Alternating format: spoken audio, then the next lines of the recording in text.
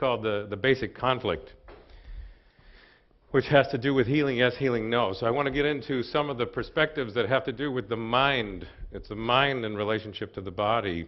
And so that's where I live. That's what I do in my personal life, my present life. When I was in the back there, just standing there just now, finding all this energy, I'm about ready to come out and talk to a lot of people, then I did a mental transformational piece of work to help myself focus and get connected. I'm doing this all the time, not only with emotional things, but also with physical issues in my body. Let's see if this, yes, it does. The human mind, I want to talk to you about the human mind, but first I want to give you some idea about that. You know, there were these couple of guys who were met in the morning. Two men had met in the morning. They came to work together. They were working outside. They worked very hard all day. They were sweating and struggling and got the job done. By noon, they went to sit down to have lunch together for the first time. They had only just met that day. And they sat down to talk. Is everything all right? Yep. Yeah, I can see it. They're talking, and they're both open up their bagged lunches, and the one man opens his lunch and starts to eat, and the other guy opens up his lunch and he says, I hate this. He says, cheese sandwiches. I hate cheese sandwiches. Every time I come to lunch, it's cheese sandwiches. I can't believe this. Once again, I'm getting the same thing. Happens all the time. And the other man says, well, you know, we just met, and didn't you tell me that you're married, your wife is at home? And he says, well, yes, I did say that. And he says, well, maybe it wouldn't be so tough. She could, make something new, put something other than, cheese sandwiches in there. And he says, that won't help at all. It's an interesting suggestion, but it won't help at all. And he says, well, why not? He says, because I make my own lunch. Every morning, he makes his own lunch. And it turns out to be that that's exactly what it is I notice. When I see patients at the Center for New Medicine, the Cancer Center for Hope, when my wife Lizette and I, we own the Telos Healing Center in Yorba Linda, California. We also have offices out in Europe, in Holland, south of Rotterdam. And we teach around the world. And one of the big things that I like to say to people to help people out a little bit is say, there's only one person in the whole world who needs to change in order for me to be happy. Only one person. There's nobody else that needs to be changed. And of course, I wish that person would change, and then I would feel better. But no, it's always me. I'm the one that has to change. And this is because I make my own lunch. I create my own mental atmosphere, my own emotional experience. But the question is, how do I do that? That's what I'm here about today. How is it possible that we can create things with our minds? That requires that we know what the mind is. And if we don't know what the mind is, if we have no definition of the mind, which is usual, by the way, then we won't be able to directly change the mind. If you go through medical schools across the nation internationally, there's really no argument about what they're studying. If they're studying chemistry, there's no argument about what they're studying. If they're studying biology, if they're studying anatomy, nobody sits down and says, let's argue about how many hearts there are in the human body. How many bones are in the human body. It's not an argument. What happens if you go into a psychology department and you say, well, what are you studying? What exactly are you studying? They won't have anything but an argument. The mind is a big argument. Does the mind exist at all? Can we define it? We know it has impact. We're absolutely certain the mind has impact, but what is in the mind? So part of my work today is to talk to you about that. You have a mind. You have a mind, just like you have a car. You have a mind, but you're not your mind. You have a mind, and you can change it. You can notice it. You can notice what your mind is. You can notice what's going on, and you can change it, because your mind is made of representations of reality, representations of your experience. Right now, if I said to you, what's the color of your car? I said, what's the color of your car? You would know the answer to that question, even though there's no car in the room.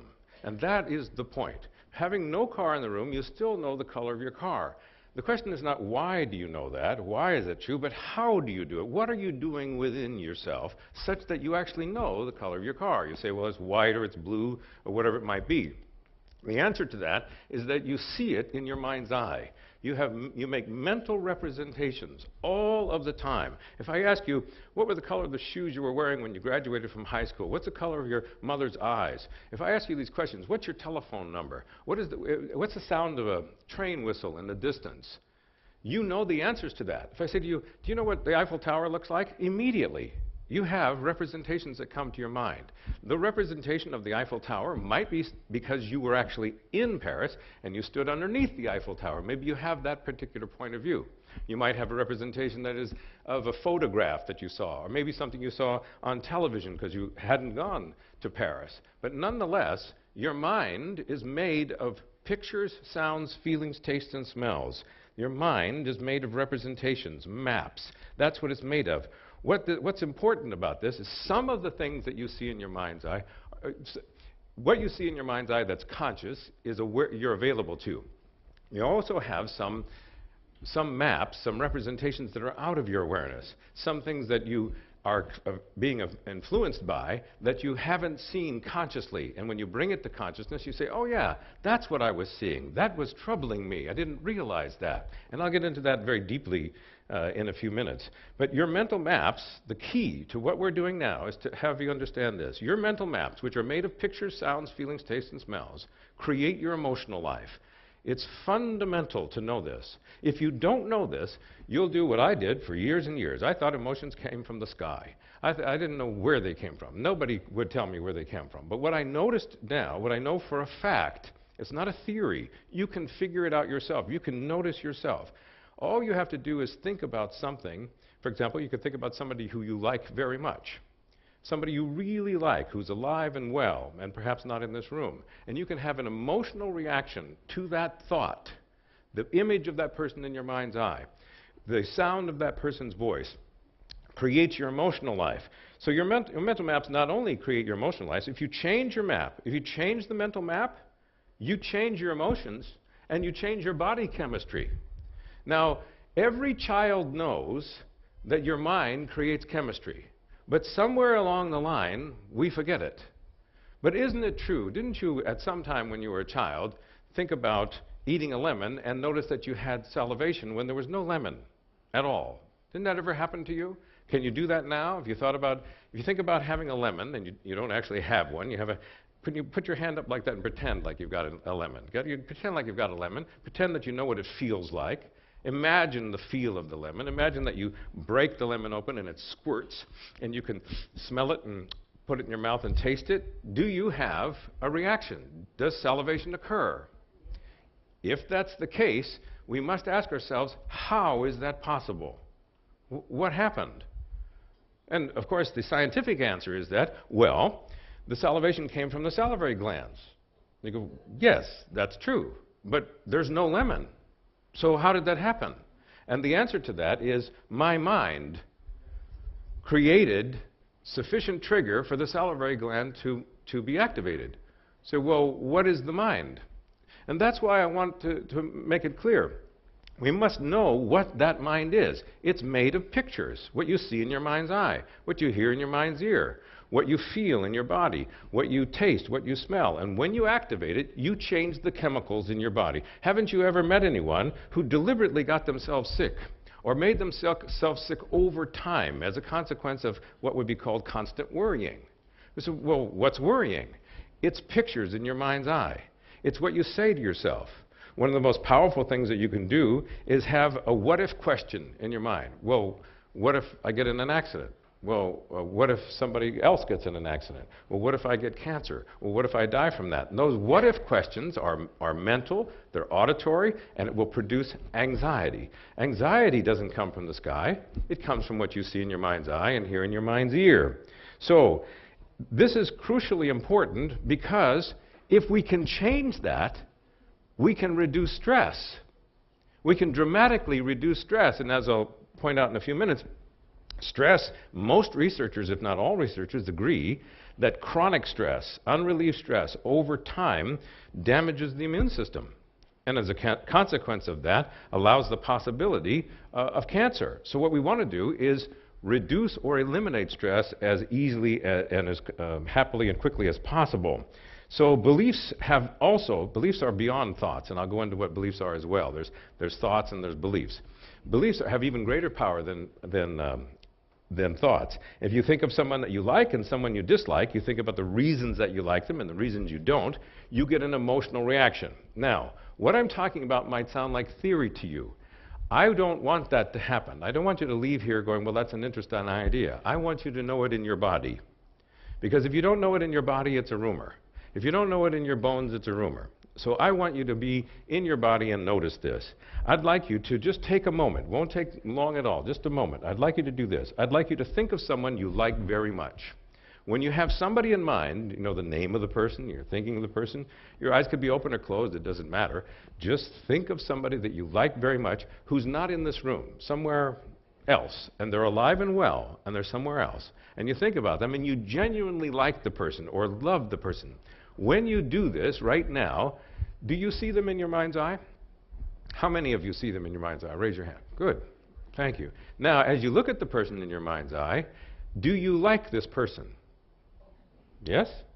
Now, here's my question. How do you know you like them? How do you know you like the person? You feel this somewhere, right? So I want you to use your right hand and touch your body where you feel the liking of the person living. Where do you feel the emotion of, I like this person? Touch your body where you feel it. You're thinking of somebody you like. Is that correct? Have you done that? When you do this, and you know you like the person, touch your body where you feel that living. Because if you don't feel it in your body, how do you know you like them? Notice, are you thinking of a person you like? If so, great. Where in your body do you feel the liking of the person living? Where is that emotion living in your body? Now that you know this feeling, and you see the person in your mind's eye, I want you to answer this question. Is the image of the person in color or black and white?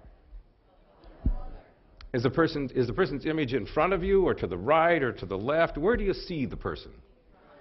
Use the index finger of your right hand and point at the image of the person you're thinking of. Please do this now. The index finger of your right hand, this is the hardest part, right and left hand.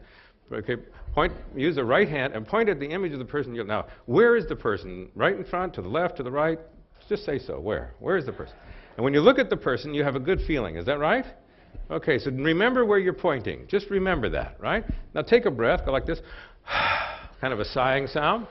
Next thing I want you to do is I want you to think about, this is going to sound a little odd, but tell me the last number of your telephone number. What's your last number of your telephone number? Thank you. Next thing, think of somebody that you particularly dislike. You actually say to me, Robert, I don't really want to think about this person I dislike, but okay, for the purposes of the experiment, just to find out about my emotional life, think of somebody you particularly dislike. In fact, if you can't think of anybody you dislike, you might think of a politician. That might help. I don't know. Think of somebody you particularly dislike, and it gives you a visceral reaction, okay? Think of somebody you dislike. When you think of this person that you dislike, okay, see them in your mind's eye, right? Take a look. As you look at them, notice where in your body do you feel the dislike living? Where does the dislike live? The feeling, not the thought, the feeling. Where do you feel it? Allow your left hand to be placed on your body where you feel the dislike living. Your left hand goes on your body where you feel the dislike living. Okay? Okay, your left hand. Okay? Notice it's at a different location. Is that right? Now, take your left hand and point at the image of the person that you dislike. Where do you see them? You see them in front of you, to the left, to the right, in front, behind. Where is this image of the person you dislike? With your left hand, point so that I can see. Where are you pointing? Where are you pointing? How far away is that person? Far away. So here's what I want you to do. This is for purposes of you learning about your emotional life. So with your left hand, literally, use your left hand to point at the person you dislike and continue to point at the person. Got it? Point. You keep your left hand there. At the same time, use your right hand and point at the one that you like. Are they in the same location? No. Okay, now continue to do it. Make it obvious to me, like don't keep it a secret. Both hands, got it? One hand is pointing at somebody you dislike, is that correct? And one hand is pointing at somebody you like, yes? All right, now take the one that you like very much and notice how you feel emotionally when you gently imagine you move the image of the one you like into the location of the one you dislike. Slowly move it over into that location. What emotion comes? Louder? Frustration, upset. Yes. Notice you have an emotional reaction. Move it back. Move it back the way they were. Are you now having it the way it originally was? Now take the one that you dislike and move that one gently, slowly over into the location of the one you like. What happens then? Any emotional reactions? Okay? Bring it back. Okay? Now, I want you to let your hands come down and tell me, how many of you had an emotional reaction to moving these images around? Raise your hand. Okay? You can look around the room and see the majority of the people. Because this is a rapid program, I'm just doing this very quickly, didn't have time to set it up in such a way so that 100% of you gets the idea. But here's what it is. When you simply change the location of an image in your mind, you alter your emotional life dramatically. That quick. Just like that. And this is going on all of the time. It's not only location of images, but also the size of them and whether they're color or black and white. This transforms your emotional life immediately. And what I want you to know is that when I'm working with somebody who is struggling with issues such as shock, trauma, grief, internal conflict, we are changing the mind to transform the emotional life immediately and directly. This reduces stress. So beliefs have much greater power than thoughts. You were getting a feeling of what it's like to start to mess around with one of your beliefs, but you put them back the way they were. I didn't do this so that you would actually feel better or feel worse. I only wanted you to do this to get a feeling of what it's like when you change your mind. If you change your mind, you'll change your emotional life. Now, the destination method is something that I created a number of years ago. I've been working in mental health and communication skills and teaching this around the world for the past 40 years. And so the destination method was born as a consequence of my desire to integrate two different experiences. One is a symbol of the heart. You can imagine on my left hand, I have a symbol of a heart. The heart is a symbol of love and compassion and understanding and kindness, relationship of a deep sort.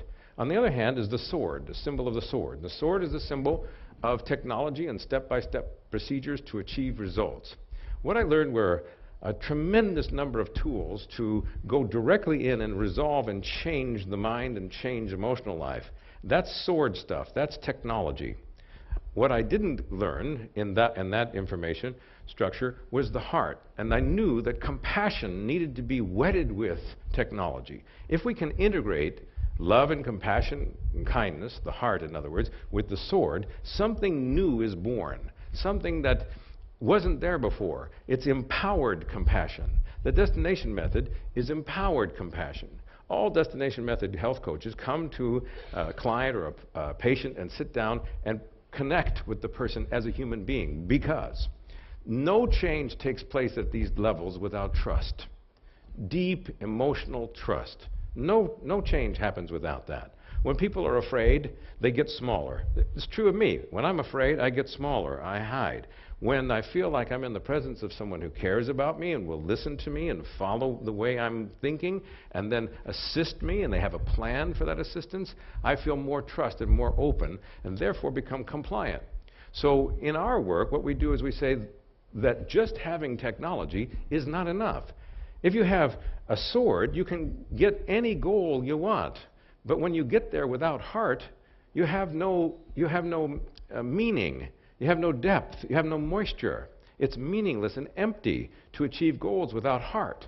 But if, on the other hand, if we only have the heart and no sword, we sit with somebody. Let's say somebody has a broken leg, and we have no method for helping them with the broken leg. But we love them. We give them love and prayers and hugs and kisses. When we're done doing that, they'll still have the broken leg.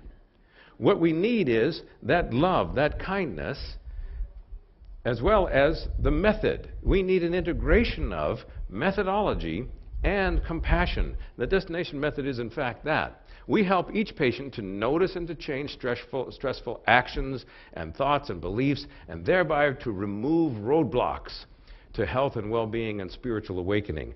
The destination method is a transpersonal coaching strategy. We work with body, emotions, mind, and spirit according to what it is that people want. They tell us what they want, and we help them get there. We teach patients that every single part of you is actively in love with you, despite the creation of suffering. This is contrary to most of the training that goes on in the world, most teaching around the world, across the world. I've taught around the world. And most of what people believe is that there's some sort of inner enemy. There's something really bad inside of them. And they have to get a hold of it and destroy it or run it out or hurt it in some way. They walk around with an idea that there's something bad within them. And what we do is we teach people that every single part of you is actively in love with you, including if there's a part of you that has either opened to or created cancer or some disease, that part of you that's allowed that is actively in love with you. This is an attitude that allows safety for change. We teach our patients that all human suffering, no matter who or what caused it, offers universally desirable gifts, like compassion. The main gift of suffering is increased compassion. I say this because, you know, in my life, I notice that when I'm working with people, if I had never suffered in my whole life, if I had never cried over the loss of someone or felt fear, if I never had any of those things, they would have no reason to trust me whatsoever. Compassion brings us together, and that comes out of suffering. It is our suffering that allows us. Compassion is C-O-M, means with or together, and passion means to suffer with or to suffer together. And when I have that, it's because of my own suffering. So when I work with people who've struggled, you know, Jean Swan was kind enough to talk about the work that she did with me with regard to her son, Christopher. One of the reasons I can connect with her is because my father committed suicide when I was 27 years old. I wanted very much to understand deeply what was going on in his mind that he did that, and what is it that I needed to do in order to free myself from the shock, the trauma, and the grief. I wanted to know what that was. So later on, when I was getting my master's degree in counseling and mental health, what I did is I wrote my master's thesis on grief, because I wanted to know what everybody knew in the world. What were the finest people in the world doing with grief? And what I found out was that nobody knew how to solve it. Nobody in the world. But everybody had a very good idea of what it was. They could write notes about it. They could identify the characteristics of grief. But what I wanted to know is, how do you resolve grief? What's going on inside that produces grief? And it is your mind that produces grief. And I was able to work with Jean to resolve her internal conflict, which was healing yes, healing no, which I'll go more deeply into in a moment. I was able to resolve that, able to resolve the shocking images that she had, also the traumatic memory that she had, and also the grief itself. And we did this in short order because we have direct understanding of the mind. The mind made of pictures, sounds, feelings, tastes, and smells. And an understanding that even the part of you that causes you to have shocking images, that brings about this reduction of your immune system, that part of you that causes that is positively intended. It's very important to understand this. There's no enemy inside. Once we understand and are convinced of it, where we're not arguing with that, say, oh, that's right. Every part of me is actively in love with me. You then, when that's happening, you then are in alignment with the power that resides within you. We say that we teach patients you can make a difference in your healing process, and you can by changing your mind and learning a few things. So I want to go on and see if this, oh yes. Most researchers I mentioned agree that chronic stress, negatively impacts the immune system, and a compromised immune system increases the likelihood of cancers. And your thoughts and your beliefs, they create the stress. Well, what are some common stressors? There are lots and lots of emotional stressors, but here are the four that I want to talk about today. Common chronic stressors that occur before or during an expression, before the diagnosis, of cancer, or during the expression of cancer: shock. Shock. Dr. Hammer talks about inescapable shock as being part of what happens prior to the diagnosis of cancer. Person has shock. What is shock? This is hearing or seeing a cancer diagnosis in itself is shocking. But the many other things that can be seen that create shock. I worked with a woman many years ago, 83 years old, and she came to me and she said, for 25 years, she would cry whenever she spoke about her husband who passed away 25 years ago.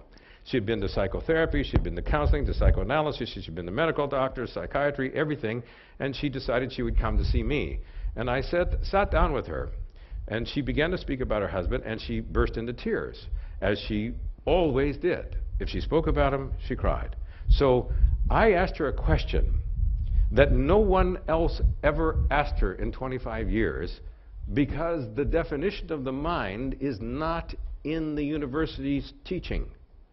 I simply said to her, I notice that you cry when you speak of your husband. She says, yes, that's why I'm here. I said, what do you see in your mind's eye when you think of your husband? No one ever asked her that. She said immediately, well, I see him there. And I said, you see him there standing or sitting? She says, no, I see him lying down. He's in a coffin. Every time she thought about her husband, she saw him in a coffin. That is a shocking image. That is not a pleasant image. That's not the way she wanted to remember him the rest of her life. What she wanted to do is she wanted to remember him with joy and happiness. She wanted to remember him with this fullness in her heart, but she couldn't get to that. She had a wonderful marriage, but every time she thought of him, she saw him dead in a coffin. That image was the shocking image, and all we did was transform that. All we had to do, in 20 minutes, we changed that image so that it no longer bothered her at all. And immediately she had multitudes of other images and memories that came up that were very loving, that she loved her life after that. And she left my office, no problem at all. She contacted me several months later, and she took her whole family out to where they used to live in the Midwest, went to the old house where she used to live with her husband, and she's absolutely happy when she thinks about her husband. We transformed, not only the shocking image was gone, it allowed the grief. There actually wasn't any grief. It allowed the expression of her happiness, which was to see her husband in her mind, alive and well, and with her. The resolution of grief is very simple. Everyone around the world resolves grief the same way, precisely the same way, because the human mind is the same everywhere, just like the human body is. And the way we resolve grief is we have someone, the person who we've been previously thinking of as lost and gone and in the past, as present here and now, standing here. I don't grieve my father because I have him present right now, and therefore he's present in my life. Emotionally, I have this. This is true of everyone who resolves grief. So shock is one of the chronic stressors, and just the very diagnosis of cancer is a shock. The sound of the words, somebody saying those things, that needs to be transformed, it needs to be resolved so that the stress goes down. The same thing with if a person sees for example, the blood test, and they say, oh yeah, well, every time I think about that, it really hurts. We need to change that and reduce the stress. Traumatic memories produce stress. Shock and trauma. The traumatic memories, like let's say there was a memory of surgery. A person had surgery, and every time they think about the surgery, it makes them feel terrible. They have a whole event in their history. Or maybe they were abused as a child. Maybe they were abused recently. Maybe they're in an abusive relationship. And every time that they start to move forward, these traumatic memories come up. As long as those traumatic memories come up, trauma is just a big word for injury. As long as those injurious memories are there, the person is filled with stress. And if that's chronic, then it'll affect negatively the immune system. So we want to resolve trauma, and we do. We resolve trauma very rapidly within one session. Typically when people come to see us, they see us 1 to 3 sessions, depending upon this is all dependent upon the ability of the person to feel safe and my ability to produce that kind of safety. If there's enough safety, the person will find out what's going on, notice their mind, and will be able to change it. Grief, of course, we were talking about that, is loss of a loved one. We can resolve that. That's a chronic stressor. And then there's the basic conflict. And I want you to know about the basic conflict. This is something that I do at the Center for New Medicine and the Cancer Center for Hope. It is the first step, the first intervention that we do for anyone who is dealing with anything from colds to cancer. It doesn't matter if it's a sore throat, it's pneumonia, it's whatever it is. It's right there. There's a basic conflict. The conflict is, on the one hand, I want to heal this. On the other hand, I want to keep it the way it is. This is going on in everybody, in me and in everyone else. There's a part of me that wants very much to resolve this and be healthy. Undeniably so. I'm here because I want to heal.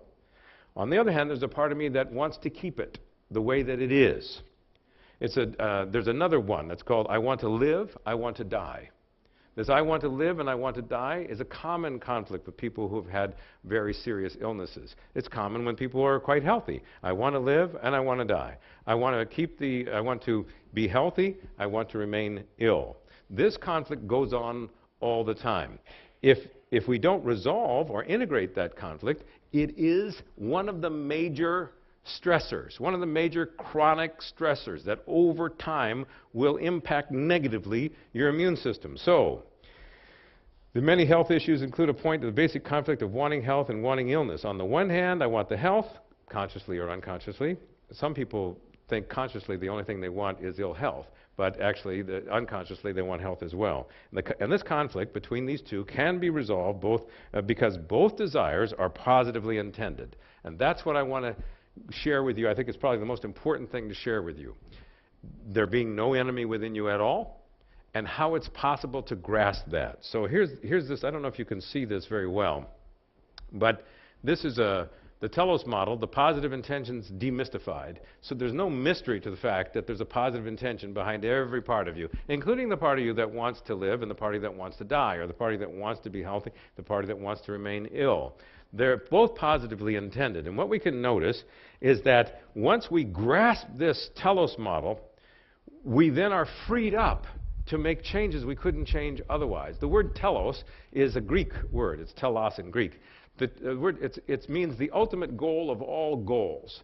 Aristotle said the ultimate goal of all goals for human beings is happiness. That's what everybody is striving for, no matter what they're doing. Okay? Agape is the open-hearted love of the one for the many.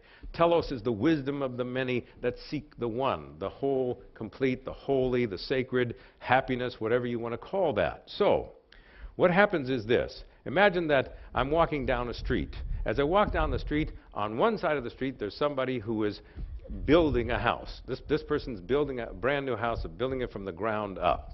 On the other side of the street, there's somebody who's burning a house down. They're brand new house. They put gasoline on it and they're burning it down. I go on the street and I see that I can videotape these activities. And I say to the person who is building the house, what are you doing that for? What is your goal? What do you intend to get by building the house? And that person might say, well, I want shelter for my family. I'm building the house. Makes reasonable sense to me. Go to the other person and say, oh, you're burning a perfectly good house down to the ground. What are you doing that for? What's your goal? The person says, I want the insurance money. Say, oh, okay. Now, what happens with most people on earth is they stop asking questions. I find that it's very, very difficult to inspire curiosity in people because they go, well, now I know. This one is a good person, this person's a bad person, this person over here who's building a house, they want to protect their family. Wonderful. This person wants to burn the house down to get insurance money. It's illegal. It's bad. End of story. And they don't ask any more questions. And that's convenient for them. It doesn't complicate anything. But guess what happens if you stay curious? If you just stay curious a little bit longer, you go back to the one who says, I want to build this house to get shelter for my family. And you say, what do you hope to get by having shelter for your family? What will that give you personally? The person says, well, when I can do that, I can provide for my family. I'll have self-esteem. You know, I'll like myself. I want to feel self-esteem and self-worth and self-love. That makes me feel good. Say, well, that's really great. We say that's obvious. The person builds the house to get the shelter to feel self-esteem. Go to the other one and say, you know, you're burning the house down to get the insurance money. What are you trying to get by that? What do you hope to have by having the insurance money? And the person says, power. If I have a lot of money, I'll have power. And you go, oh, it's a little different. But then people typically are not curious anymore. They stop. They go, okay, I got it. Self-esteem and power, end of the story. And they don't ask anything more. So they don't learn anything more. But if you take a little bit longer and you go back to the one and say, you know, you're building the house to get the shelter for your family because you really want to have self-esteem, self-worth. You want to like yourself. He says, yeah, that's right. Well, if you do like yourself, if you get all that, and you have self-worth, what's that going to give you? What is your goal of that goal? And the person says, well, when I feel really good about myself, you know, I'm going to be happy. So, great. So you're doing this in order to be happy. Yes, I am. Go back to the other one. You're burning the house down in order to get the insurance money, in order to have power. And if you get the power, completely, all the power, what's that going to give you? And the person might not say happy right away. They might say, well, I'll feel good about myself. I have power, and then I won't be afraid of the world anymore. I'll feel more secure. And eventually, if we ask them long enough, that person will say happiness, love, peace, joy. That's what that person wants. Now, this is not excusing terrible behavior. I don't excuse terrible behavior. It just teaches us that there's a distinction between the behavior and the intention. and that everybody is positively intended. There's no one who's negatively intended. If you ask long enough, they will tell you their hope is to have something you will want them to have, which is the sense of peace of mind and happiness. That's what people want.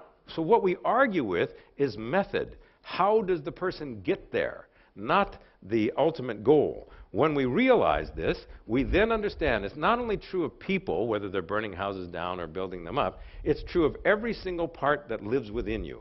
Every part of you is positively intended. I want you to understand that because it's contrary to all of our training.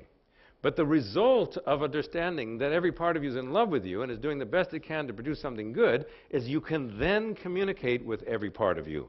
And you can then get results that you can't get if you're in an endless war. So therefore, the Telos model works just fine. The healing yes, healing no process reduces stress. It's the first intervention of our cancer protocol. And I want you to understand what happens. We have a part of a person that says, I want to heal, and a part of the other of the same person that says, no, I want to keep things the same. We then find out their positive intentions, their telos, and we'll find it's very, very good on both hands. When these two come together, because they then will be able to come together, they'll create a new level of consciousness that wasn't there before. This new level of consciousness will transcend and include everything that came before. This is true of all evolution, whether it's physical, emotional, mental, or spiritual evolution. You know, if you have a man and a woman come together who are opposites, what happens is sperm and the egg come together, and then there's a baby that's born. The baby that's born is at a new level from the parents. The baby that's born includes the mother and father within its body. But the baby that's born is greater than the mother and the father. Inside the mother is not the baby, inside the father is not the baby, but inside the baby is the mother and the father, and the mother and the father are not all that's there. The baby is now at a new level of consciousness, a new physical level that's never been before in the history of the world. This is also true of your emotional life. When you integrate opposing emotions such as fear and love, something new is born. The reason to do this is to reduce stress. The basic conflict that goes on behind all illnesses is, I want to heal this, I don't want to heal this. And when that is understood and we resolve that conflict, we integrate the two, something new is born, and what is born engenders self-worth, self-love, and a new level of wholeness. And this is exactly what we do. It's the first intervention in our work at the Center for New Medicine and at the Cancer Center for Hope, as long as the person is available for that. Now, stressful events, other stressful events that damage health and or prevent recovery. Of course, we know about internal conflicts, right? Healing yes, healing no. The shocking images and sounds I talked about, traumatic memories I spoke about, grief, belief barriers. Now, this is a really important one. I learned this from a dear friend of mine, Robert Dilts. Belief barriers that go on within our lives that prevent us from health are things like, it's hopeless. A common thing for people to say is, okay, it's hopeless. Nobody can heal this, and I can't heal it. That's a person that walks around with this belief. Nobody else can heal this, and I can't heal it, so therefore there's no point in learning the conflict integration process. There's no point in doing anything emotional because it's hopeless. There's no point in doing anything at all. It's hopeless. Nobody can heal it, and I can't either. That's a belief barrier, very common. Some people have that one. Another belief barrier is helpless. They'll say a little bit differently. They'll say, well, other people can heal. Other people can get over cancer, but I can't. Can't do it. I'm helpless. There's something, a deficit within me. Other people can heal it. I can't heal it. That belief barrier prevents them from exploration, prevents them from change.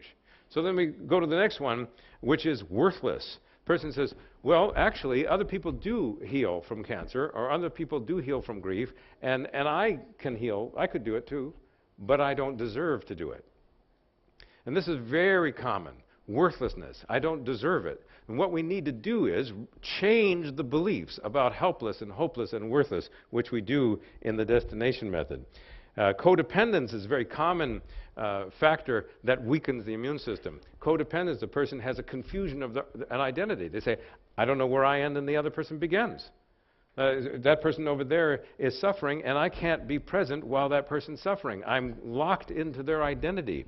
And so relieving themselves, releasing themselves from emotional enmeshment is of profound importance. We do that in the destination method. Self-criticism as negative self-talk, powerful stressor, negative internal voice, my own voice or somebody else's voice in my mind saying terrible things. Oh, you're stupid, you're bad, you'll never make it. Those kinds of internal negative, you ever have an inner critic? You ever have a negative inner critic that's in there carping? Well, that can be changed in a matter of minutes. We can change that. The thing I'm hoping that you get an idea about this, it doesn't take forever. There is an end to psychotherapy. There is an end to the coaching. There is an end to it. You just simply have to know, what is the mind made of? If you don't know what the mind is made of, you won't be able to change it. If the people you see don't know what the mind is made of, they won't be able to change it. But if you understand that your mind is made of pictures and sounds, then you'll know that a negative internal voice is simply a negative internal voice, which then is characterized as depression or characterized as anxiety. It's given a label. But if we change the voice, that will be gone. And it'll be gone now. So it's very important to understand that. Also, unforgiveness is anger and hatred and bitterness. Unforgiveness is profoundly powerful, negative stressor on the emotional life and the bodily life. So a person walks around with hatred and anger and bitterness. I got to tell you about my grandmother. She taught me how not to die. I went to my grandmother's deathbed. She was dying, and sat down next to her. And my grandmother was very quiet. She hardly spoke. But when I got to the deathbed, she was lying there, and she was in a kind of a reverie. And she was in this hallucination. She'd come in and she'd come out. And I said, "Hi, Grandma." And she started speaking to me, and she was cursing. She was so cursing. Everything was a curse word. And I never heard her curse in my whole life. I said, "Grandma, hey, what's going on?" And she opened her eyes and looked at me. She said, "Oh, no, not you." And I said, "Oh." Now, my grandmother died in anger and bitterness and hatred for things that had been done to her 75 years prior to her death. I want you to understand the power of unforgiveness, the power of unresolved, unrelieved bitterness and anger, hatred. She died that way. And she died that way because no one knew, and I didn't know in those days, how to sit down and resolve the conflict that's going on inside. To resolve that I want to forgive, I don't want to forgive. I absolutely have no intention of ever forgiving. Why would I do that? That'd be crazy. I'd open myself up to the same pain again. But on the other hand, I really need to forgive because, believe it or not, the royal road to peace of mind is forgiveness. There is no peace without forgiveness. Peace is the foundation. Forgiveness is the foundation of peace of mind. Just like gratitude is the foundation of joy. Dr. Keneally talked about joy. Joy comes immediately as soon as you become grateful.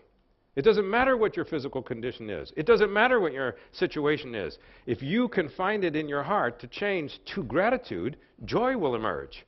What we do in the destination method is we help people change their thinking so that they can immediately experience peace of mind and joy. And guilt and shame are very powerful stressors. Person feeling guilty. Guilt is when a person breaks their own rules, you know, like I have a rule about telling the truth all the time, and then I didn't say quite the truth, and then I feel guilty about it, and I break my rule. I must go apologize and turn that around. So I turn it around, I feel better. That's guilt comes from breaking one's own rules. Shame comes from breaking social rules, somebody else's rules. And so if shame happens, I need to find out, okay, how can I make amends? Or maybe change my standards. So guilt and shame, when they're unrelieved, when they go on, produce this chronic stress, weakening the immune system, and also anxiety and depression. Anxiety is always about the future. It's a thought. Anxiety is never about the past. You know that. It's never about the past. It's always about what will happen if, what's going on in the future. And all we need to do is change the what if question, and the anxiety will evaporate. The same thing with depression. Depression is a result generally from a negative internal dialogue, and we can transform that as well. I want to put this together in one structure so you get an idea about this. This is called the 7 levels of the creative order. It's something, when I was getting my doctorate in divinity, I did a great study on what it was that people were doing for deepest possible transformation. If you can notice this for a moment, at the bottom it says results. Okay, results. Well, what kind of results are there? Well, I take this little device and I throw it in the air a little bit, and the result is that you see it. Well, I wanted to do that. I said, I want to teach. I want to teach, and so I'm thinking this is the best way to teach, is to throw this little device in the air. Well, that comes from an action. The action precedes the result. And it could be an emotion, but right now I'm talking about action. What comes before the action? The thought. I said to myself, this is what I want to do. So talking to myself, the thought precedes the action. Before the thought, what controls thoughts are your beliefs. Your beliefs control your thinking. So if you believe that you're stupid in mathematics, you will never think to go get a book on math. I think I'll go to the library and read a couple of books on math. If you believe that you're really stupid about this or that, and that it's impossible for you to learn it, if you're convinced of that, then you won't think to do something that will change it. So if you believe that it's hopeless, there's no point in transforming your emotional life. If you believe, my emotional life has got nothing to do with my cancer, it's got nothing to do with my illness, what's that got to do with anything? There can't be a conflict. If you're convinced of that, then you won't think, gee, I think I'll try that out. And you won't take action, learn it, and you won't notice the results. Your beliefs control your thoughts. What you believe determines what you are capable of thinking. So it's very high-level change work when we do belief change work. So when we work at beliefs, it has to do with helpless and hopeless and worthless. But if we work at the level of thoughts, it has to do with what people see in their mind's eye and hear in their mind's ear.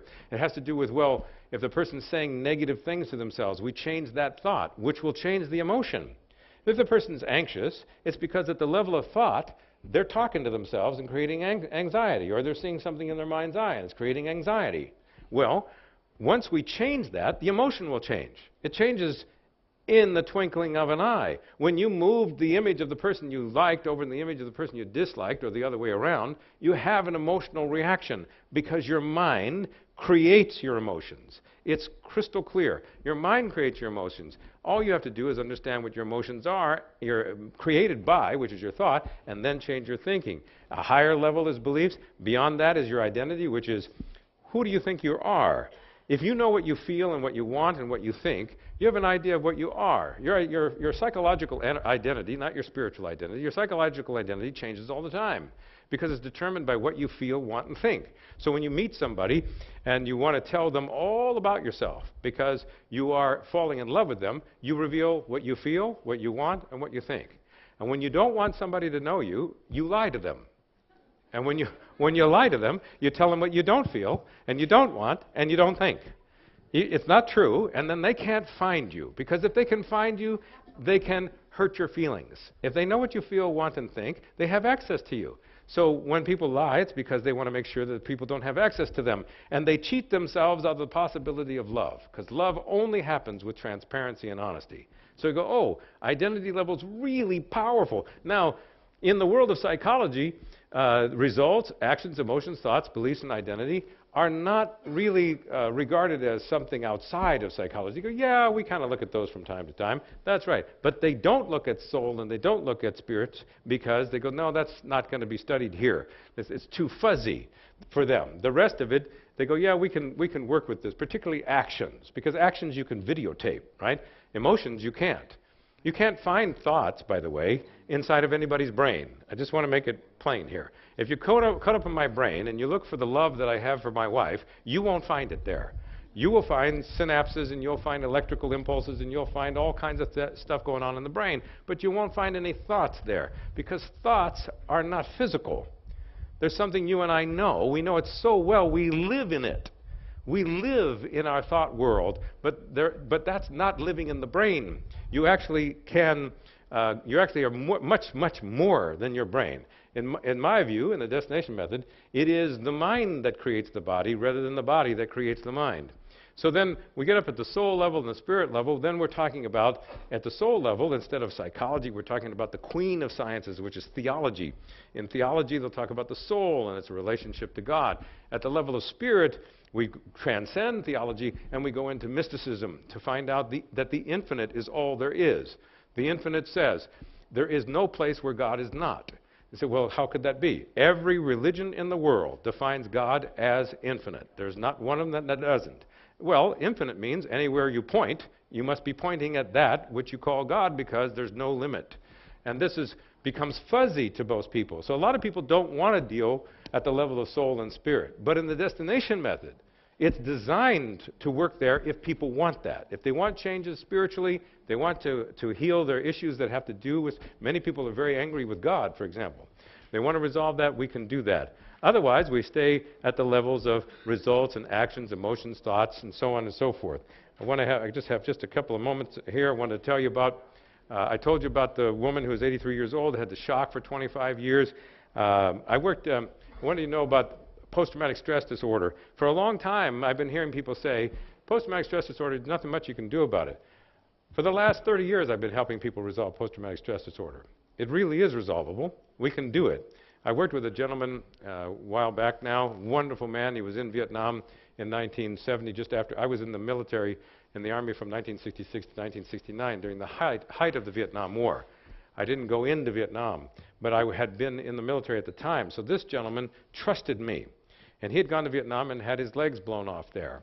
And he came back. 38 years later, he came to one of our courses. We have Healing the Wounded Heart course, where he wanted to learn everything that we do, because we have no secrets. We teach everybody how to do it. And he came and he sat down and he said, he came in a wheelchair. He had no legs. And he said he really wanted to know how to resolve the 38 years worth of suffering. I sat with him and I said, is it all right if we videotape this? Because I knew what would happen. Turned on the video machine. We resolved his trauma in the time of the 2 hours that was designed to teach people how to do post-traumatic stress disorder resolution. We did that. He then was stunned because every night when he went to bed, he had to take 4 different pain medications in order to sleep, because he had what was called phantom pain. He had no legs, but he had the pain in his legs anyway. And he had to take these. Well, after we did the post-traumatic stress disorder, resolved that, I then took him through a phantom pain resolution, and he no longer had to take the medication ever. He slept fine. He found out all the positive reasons. I got to harp on this part. He found out the positive reasons why he had the post-traumatic stress disorder. He found out the positive reasons why he had the experience of phantom limb pain. And by finding these things and loving himself and then making the changes, he resolved it. It was all done. A wonderful man. Also, I want to mention that there's many ways to address these kinds of issues. There's sit down and talk to somebody.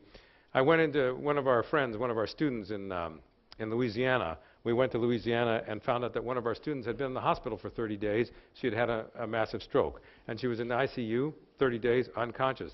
I went and I sat down and talked to her. And I spoke directly to her unconscious mind, which is the pictures and the sounds and the feelings and tastes and smells that are out of her awareness. I held her hand and I spoke to her and reminded her of this secret. Your body knows exactly how to heal itself. It knows how. We just need to get out of the way. She heard my voice. In a few minutes, she opened her eyes. She said, I love you, to the people around her. She then said, I got to sleep. She went back to sleep. 1 month later, we went back in November, she took Lizette, my wife, and I out to lunch. She had been in ICU, unconscious, for 30 days. Now, you can call her on the telephone and ask her how that happened. But what had happened is we connected very deeply for the resolution of the unnecessary suffering. You see, there is necessary suffering, which is suffering that we can't change, that we don't know anything about it, we don't have a technology for it, and we don't know the gift. But there's all this other stuff, which is unnecessary suffering, which is we know how to solve it, and the person found the gift. And we have this kind, there's so much more I'd like to tell you stories, but I can't tell you all the stories. There's a summary up there on the board of what we've covered. I think probably we're getting near to the end of this, but the destination method and the creative order link the body, emotions, mind, and spirit, and the health results we experience come from our actions, of course, and our emotions, our thoughts, our beliefs, our identity, and spiritual levels. And stress is due to a perceived or mentally represented experience. What we want to do is change that. And we do that with the Healing Yes, Healing No process as our first intervention when we work with somebody who really wants to heal. I thank you very much for your attention, and I hope it was of interest. Bye-bye.